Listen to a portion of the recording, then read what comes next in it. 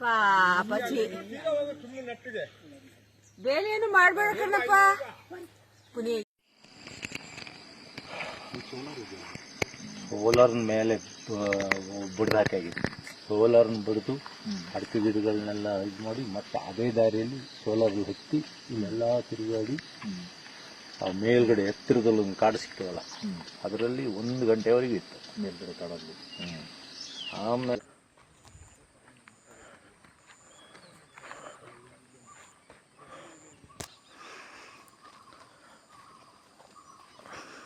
ನಮಸ್ಕಾರ ಮೆಹಬೂಬ್ ಶರೀಫ್ ಅವರೇ. ನಮಸ್ಕಾರ ಸರ್. ಈಗ ಭೀಮನ್ ಪರಿಸ್ಥಿತಿ ತುಂಬಾ ಚಿಂತಾಜನಕ ಅಂತ ಹೇಳಿ ಒಂದು ಕಡೆ ಭಾರಿ ದೊಡ್ಡ ಮಟ್ಟದ ಸುದ್ದಿ ಹರಡ್ತಾ ಇದೆ ಬೇಲೂರು ಕಡೆ ಎಲ್ಲ.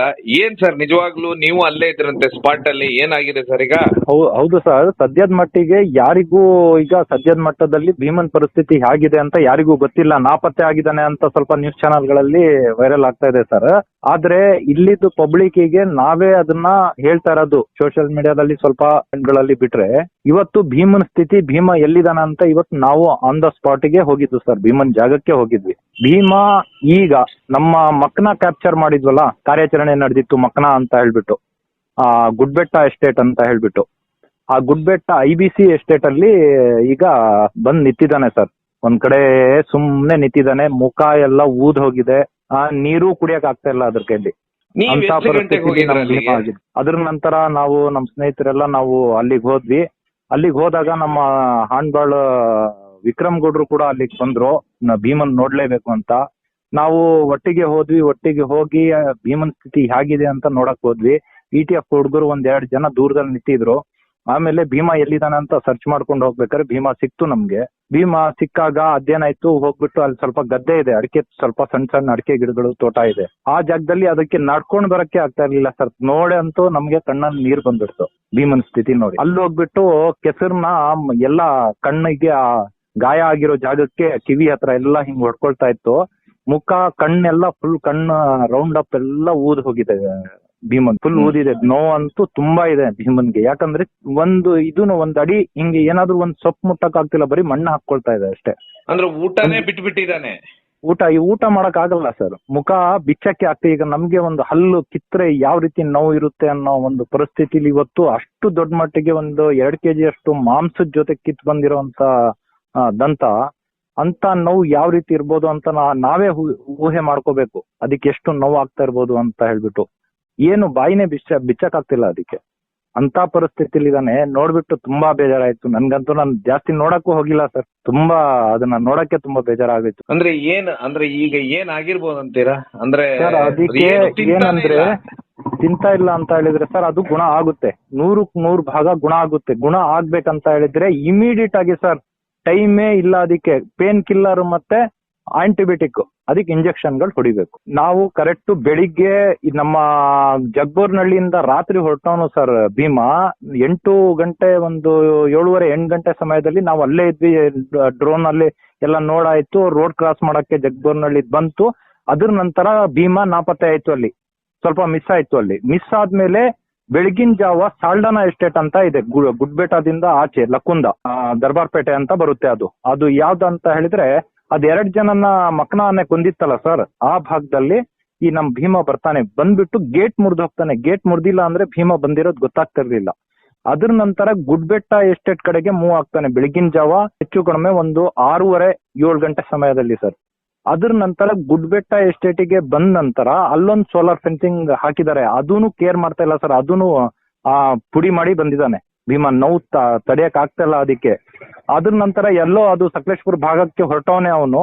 ಆದ್ರೆ ನೋವು ತಾಳ್ಲಾರ್ದೆ ಈಗ ನಡೆಯೋ ಸ್ಥಿತಿಲೂ ಇಲ್ಲ. ಆತರ ಒಂದೇ ಕಡೆ ನಿಂತಿದ್ದಾನೆ ಭೀಮಾ. ನಡೀತಿದ್ದಾನೆ, ಒಂದ್ ಸ್ವಲ್ಪ ನಡೀತಾನೆ, ಮತ್ತೆ ಮಣ್ಣು ಹಾಕೊಂಡು ಸ್ವಲ್ಪ ಮಾಡ್ಕೊಂಡು ಸ್ವಲ್ಪ ಚೇತರಿಕೆ ತಗೊಳ್ತಾನೆ. ಅದ್ರ ಮೇಲೆ ತುಂಬಾ ಸ್ಲೋ ಮೋಷನ್, ತುಂಬಾ ಮಂಕ್ ಆಗ್ಬಿಟ್ಟಿದ್ದಾನೆ ಭೀಮ್. ಯಾಕೆ ಮಂಕ್ ಆಗಿದ್ದಾನೆ ಅಂದ್ರೆ, ಒಂದ್ ಸೈಡ್ ಎಲ್ಲ ಊದ್ದಂಗ್ ಆಗಿದೆ ಸರ್. ಈಗ ನಮ್ಗೆ ಒಂದ್ ಹಲ್ಲು ನೋವು ಆದ್ರೆ ಕೆನ್ನೆ ಯಾವ ರೀತಿ ಊದುತ್ತೋ ಆ ರೀತಿ ಊದ್ದಂಗ್ ಆಗಿದೆ ಭೀಮನ್ಗೆ. ನಾವು ಅಲ್ಲಿ 3:30 ಗಂಟೆಗೆ ಹೋಗಿದ್ದು, ಸಂಜೆ 6:30 ಗಂಟೆವರೆಗೆ ಅಲ್ಲೇ ಇದ್ವಿ ಸರ್. ವಿಕ್ರಮ್ ಗೌಡ್ರು ಏನ್ ಮಾಡಿದ್ರು, ಅವರು ಅಲ್ಲೇ ಹೆಚ್ಚಿನ ಅಂಶ 7-7:15 ಗಂಟೆವರೆಗೆ ಅಲ್ಲೇ ಇದ್ರು.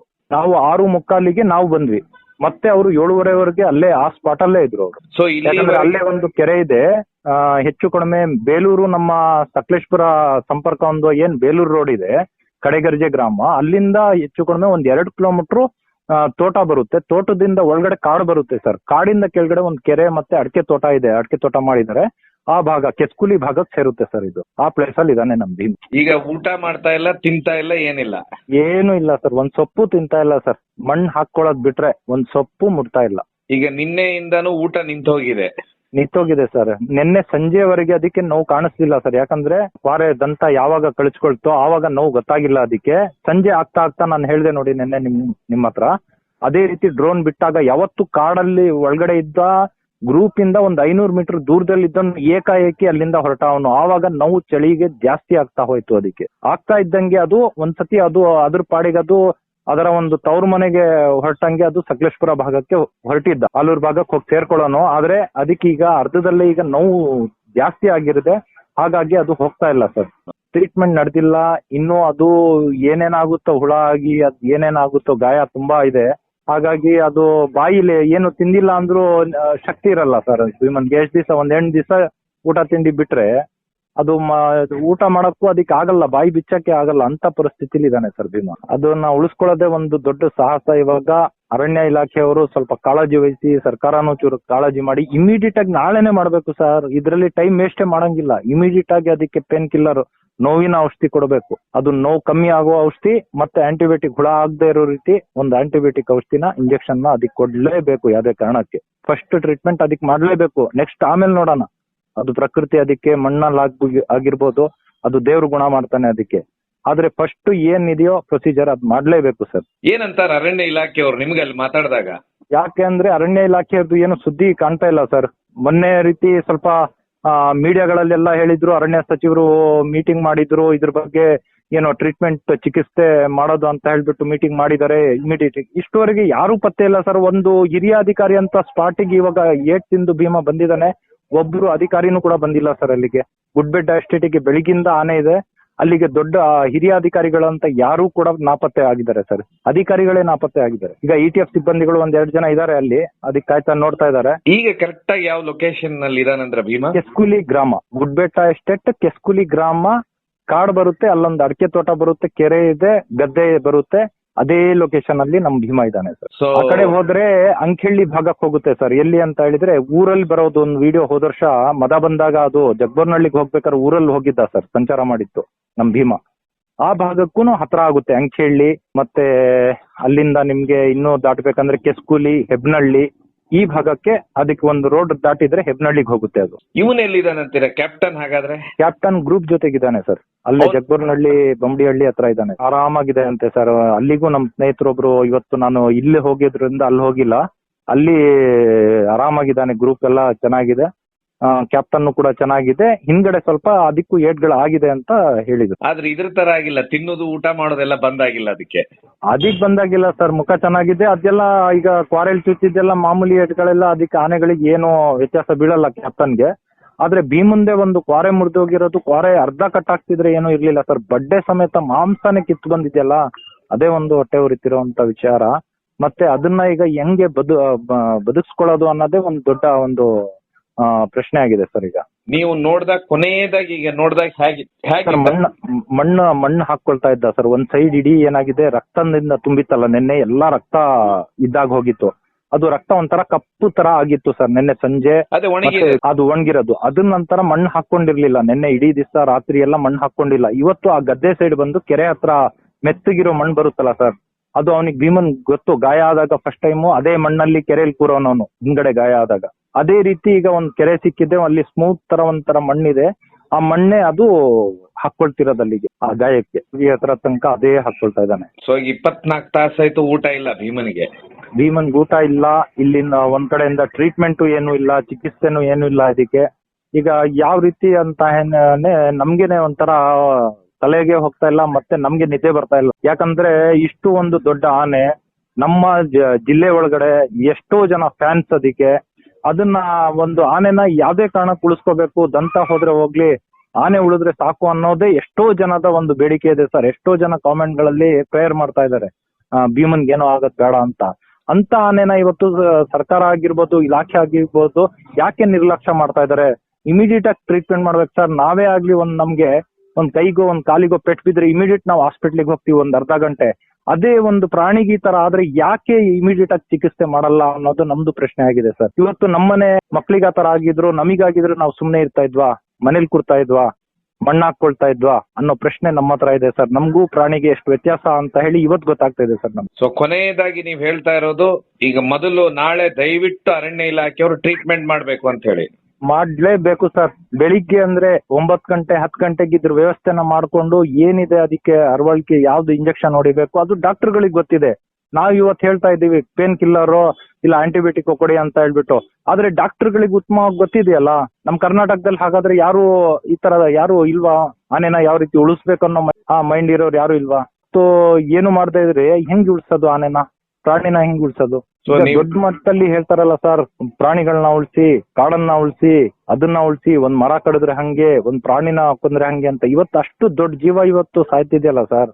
ಇವತ್ ಯಾಕೆ ಮುಂದೆ ಬರ್ತಾ ಇಲ್ಲ ಸರ್ ಯಾರು? ಯಾಕಂದ್ರೆ ಇಷ್ಟು ದಿವಸ ನಾವು ಅಧಿಕಾರಿಗಳ ಬಗ್ಗೆ, ಸರ್ಕಾರದ ಬಗ್ಗೆ ಇವತ್ವರೆಗೂ ನಾವು ಏನು ಮಾತಾಡಿಲ್ಲ ಸರ್. ಇವತ್ತು ಭೀಮನ್ಗೆ ಕಾಡಾನೆಗೆ ಈ ರೀತಿ ಆಗಿದೆ, ಇಷ್ಟು ದೊಡ್ಡ ಮಟ್ಟದಲ್ಲಿ ಗಾಯ ಆಗಿದೆ, ಅದಕ್ಕೊಂದು ಚಿಕಿತ್ಸೆ ಕೊಡಿ ಅಂತ ನಾವು ಮನವಿ ಮಾಡ್ತಿರೋದಷ್ಟೇ. ಇವತ್ತು ಅದನ್ನ ನೋಡಿದ್ರೆ ಹೊಟ್ಟೆ ಉರಿಯುತ್ತೆ, ಆ ತರ ಪರಿಸ್ಥಿತಿಲಿ ನಾವಿದೀವಿ ಸರ್. ಕೊನೆಯದಾಗಿ ನಾಳೆನೆ ಇದಕ್ಕೆ ಚಿಕಿತ್ಸೆ ಶುರು ಮಾಡ್ಬೇಕು ಅಂತೀರಾ?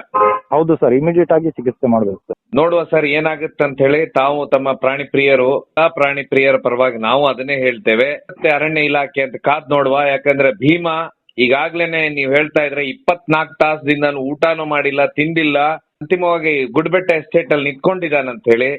ಹೌದು ಸರ್. ಸರ್ ಮತ್ತೆ ರಾತ್ರಿ ಏನಾದ್ರು ಕ್ಯಾಪ್ಟನ್ ಬಂದ್ರೆ ಇನ್ನೊಂದು ದೊಡ್ಡ ಸಮಸ್ಯೆ. ಹೌದು ಸರ್, ರಿಟರ್ನ್ ಏನಾದ್ರು ಕ್ಯಾಪ್ಟನ್ ವಾಸನೆ ಹಿಡ್ಕೊಂಡ್ ಬಂದ, ಫೈಟ್ ಆಡ್ದ ಅಂತ ಹೇಳಿದ್ರೆ ಭೀಮನ್ನ ಕೊಂದಾಕುತ್ತೆ ಸರ್. ಯಾಕಂದ್ರೆ ಭೀಮನ್ ಹತ್ರ ಶಕ್ತಿ ಇಲ್ಲ ಸರ್. ಇವಾಗ ನಾವೇ ಇವತ್ತು ಸೋಲೊಪ್ಕೊಳ್ಳೋ ಪರಿಸ್ಥಿತಿಗೆ ಬಂದಿದೀವಿ. ಇವತ್ತು ಯಾಕಂತ ಹೇಳಿದ್ರೆ ಇವತ್ತು ಫೈಟ್ ನೋಡೋದು ನಮ್ಗೆ ಇಷ್ಟ ಇಲ್ಲ ಸರ್. ಇದು ಇವತ್ತಿನ ಮಟ್ಟಿಗೆ ಏನ್ ನಮ್ಗೆ ಬೇಕಾಗಿದೆಯೋ ಅದು ಪರಿಹಾರ ಆದ್ರೆ ಸಾಕು ಅನ್ನೋ ಮಟ್ಟಕ್ಕೆ ನಾವು ಹೇಳ್ತಾ ಇದೀವಿ. ಇನ್ನೊಂದು ಇದ್ರಲ್ಲಿ ಕಾದ್ ನೋಡುವಂತ ವಿಷಯನೇ ಇಲ್ಲ ಸರ್. ಕಾಯೋ ಇದೇ ಇಲ್ಲ, ಕಾಯಕ್ ಹೋದ್ರೆ ಒಂದ್ ಜೀವ ಕಳ್ಕೊಳ್ತೀವಿ. ಇವತ್ತು ನಿಮ್ ಮಾಧ್ಯಮದಲ್ಲೇ ನಾನು ಹೇಳ್ತಾ ಇದ್ದೀನಿ, ದೊಡ್ಡ ಮಟ್ಟದಲ್ಲಿ ಹೋರಾಟ ಮಾಡ್ಬೇಕಾಗುತ್ತೆ ಸರ್ ಇದು. ಯಾಕಂತ ಹೇಳಿದ್ರೆ ಇವತ್ತು ಇದಕ್ ಸುಮ್ನಿದ್ರೆ ಮತ್ತೇನು ಇವತ್ತು ನಿರ್ಲಕ್ಷ್ಯ ಮಾಡೇ ಮಾಡ್ತಾರೆ ಸರ್ ಅಧಿಕಾರಿಗಳು. ಮತ್ತೆ ಯಾರ ಜೀವಕ್ಕೆ ನಾವು ಬೆಲೆ ಇಡೋಣ ಸರ್? ಈ ಕಡೆ ಮನುಷ್ಯನ್ ಜೀವ ಆನೆ ತುಳ್ ಸತ್ರು ಅವ್ರಿಗೆ ಬೆಲೆ ಇಲ್ಲ, ಇವತ್ತು ಪ್ರಾಣಿ ಸತ್ರು ಅದಕ್ಕೂ ಬೆಲೆ ಇಲ್ಲ ಅಂತ ಹೇಳಿದ್ರೆ ನಮ್ಗೆ ಯಾಕೆ ಸರ್? ಇಲಾಖೆ ಯಾಕೆ, ಸರ್ಕಾರ ಯಾಕೆ ಅನ್ನೋ ಪರಿಸ್ಥಿತಿಗೆ ನಾವು ಬರ್ಬೇಕಾಗುತ್ತೆ ಸರ್. ಅರಣ್ಯ ಇಲಾಖೆಗೆ ನಾಳೆನೆ ದಯವಿಟ್ಟು ಟ್ರೀಟ್ಮೆಂಟ್ ಶುರು ಮಾಡುವ ಅಂತ ಹೇಳ್ತಾ ನೋಡುವ. ನಾಳೆ ಏನ್ ಮಾಡ್ತಾರಂತ ಹೇಳಿ. ಇವತ್ತಂತೂ ರಾತ್ರಿ ಆಯ್ತು, ನಾಳೆ ಏನ್ ಮಾಡ್ತಾರಂತ ನೋಡುವ ಸರ್.